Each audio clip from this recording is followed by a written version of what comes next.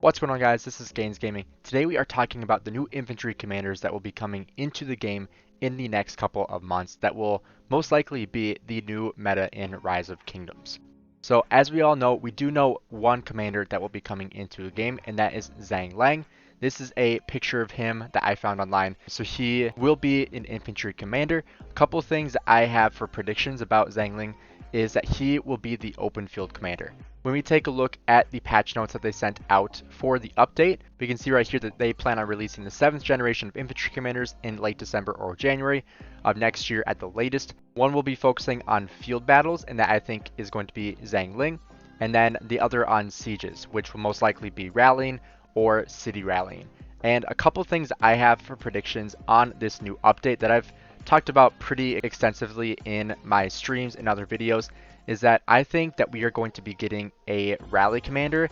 I think it is going to be the new rally meta in Rise of Kingdoms. And one commander that I think is going to be brought back into the game as a useful commander again is Pakal. And the reason why I say this is because Pakal and Herald, it is an infantry rally that you can use. It's pretty much the only infantry rally you can use, but it is not that great. I mean, Pakal and Herald are very good at city popping. You can use them in the open field if you're in ruins or something like that, but they're not very optimal in the open field. And as a rally, they are not that great either, especially if they are not swarmed. If they are swarmed, they are amazing, but if they are not swarmed, the garrison is just going to wreck them.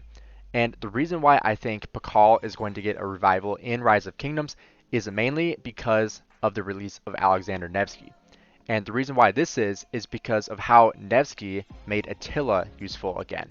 As we all remember, Attila Takeda was an amazing rally until they started releasing new garrison commanders that just absolutely destroyed them. And so Attila was not really usable in rallies anymore unless it was a city rally. And until we had Nevsky released in the game, now you can use Attila Nevsky. You have the tankiness of Attila, and you have the punchiness of Alexander Nevsky, and I think this combo really brought Attila back into the game and revived that commander.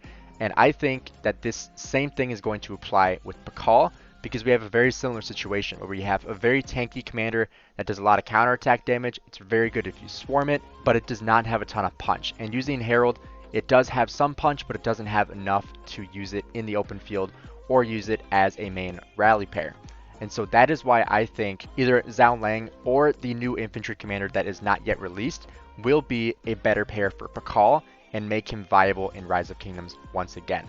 And as we take a look here again at their patch notes that they released, we can also see that the strength will be on par with the other 7th gen commanders, and that is going to be Alexander Nevsky, Boudica Prime, Scipio Prime, and finally Joan Prime as well. And so these are the commanders that are going to be very similar to the new infantry commanders, and I think a very viable option that we are going to be getting is Sun Tzu Prime as the other infantry commander. And the reason why I say that is because Zhao Lang was actually compared to Sun Tzu in his military operations.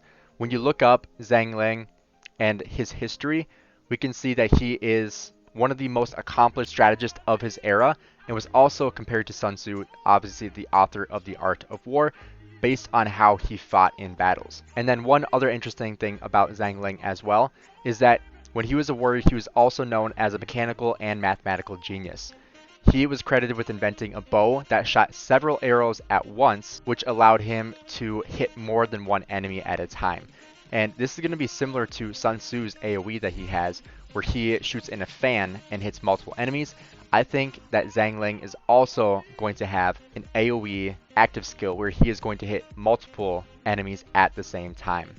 One final thing I want to talk about in this new update that I think is going to be very important to commanders is the new commander release schedule and museum updates. So as we know, they are planning on changing the amount of time in between new commanders being sent out, which I think is a very, very good idea. I think that lately we have gotten way too many commanders way too fast, where you can't invest in all of them. So you kind of have to pick and choose which commanders you want to go into. And so that makes it so that you can't get every commander you want to get. So you can see here they are extending the interval of new commanders to 7 months from 3 months. So this will make it a lot easier for us to be able to invest in new commanders as well. Because before you're getting, if you were VIP 14 and above, you're getting 90 universal heads in the time that each commander came out. And obviously you need 690 to expertise a commander. And then every 7 months, you're going to be getting about 210 heads. So that makes it a lot easier to put those heads to use and be able to invest in that new commander, because now instead of being about 1/8 the way to expertising, you're about 1/3 to expertising. So I think that's a very good idea. I think that this will make it a lot easier to invest in new commanders, and it also won't make you feel like if you invest in something, you're going to lose out on the next commander, because I know a lot of people were hesitant on investing in Boudica and Scipio and Nevsky because they were waiting on the next prime commander. What if the new commander is better than this one and then I mess up and I don't have the heads? And so I think this is a very good idea to change that to 7 months. And then I think one of the biggest things about this update, besides new commanders, is adding new commanders into the museum. I think this will be spectacular for the game, and a couple commanders that I think are obvious commanders that will be going into the museum are as follows.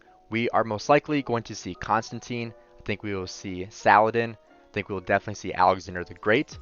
You'll see Edward of Woodstock. We'll most likely also see Wu Zetian potentially, and Tamaris. I think these are all commanders that we will definitely see. I think the ones that will be the biggest game changings are Alexander the Great, because he is an amazing commander. He is someone that you should definitely have expertise if you are infantry. Even if you aren't infantry, he's a great commander to invest in, especially for KVKs 1 through 3. But Season of Conquest, he just isn't strong enough to sustain. I still use him with Herald as of right now until I have something to take his spot, but I think he will definitely get a really big buff. Similar to Constantine, very good in Sunset Canyon, but just is a huge liability in the open field. Very good at giving you some buffs, but unlike Trajan, he is not very tanky. And then I think the other biggest commander that will be getting an upgrade is Saladin. This is another commander that is usable in Season of Conquest, but obviously just is not good as your other options in Season of Conquest. I do have him 5511. If he is very good after the museum, I might actually consider investing him into 5551 and be able to use him once again, depending on what his museum buff is when that arrives. I think the commanders that will get a museum buff but still won't be good enough to put in the open field will be Edward of Woodstock. I just don't think they're going to be able to add enough to Edward to make him usable in the open field. Even though he has a really high damage factor, the extra rage requirement kind of sucks, and then he is just a huge punching bag. Even though he has 30% health, he just has no sustainability to him. He is just a huge liability in the open field. Similar to Genghis Khan, who is also most likely going to get a buff. I don't think he's going to be getting a buff big enough to use him in the open field. Once again, he's very similar to Edward, where he does a ton of damage. Even though being a lower rage requirement, he is still a punching bag. He's a glass cannon in the open field. Very good if you don't target him, but if you see a Khan, you are most likely just swarming the crap out of him.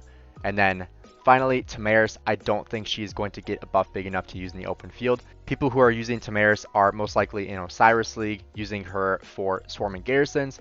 Other than that, I don't think she has really that great of a purpose in Rise of Kingdoms as of right now. Maybe her buff will be good enough to use her in the open field again, but I just don't think that she will be usable. And then finally, Wu Zetian, I think this is hit or miss. I don't know if you're going to get one for sure or not. She is a KVK2 commander. Obviously, you get her from winning KVK2 and those achievements, but I don't know if she's going to get a museum buff. However, we did see Charlemagne get a museum buff, so I think that this is also a very high potential museum buff that we will see as well, and potentially be a good city garrison if you have anything invested in her. I have her 3111 from my times in KVK2. Let me know what you guys think about the new update, what you guys are predicting for the new commanders, what you're predicting are going to be the rally leads, if it's going to be really good in the open field, or how you think it's going to shake the meta of Rise of Kingdoms. Thanks guys for checking out the video, and I'll see you guys in the next one.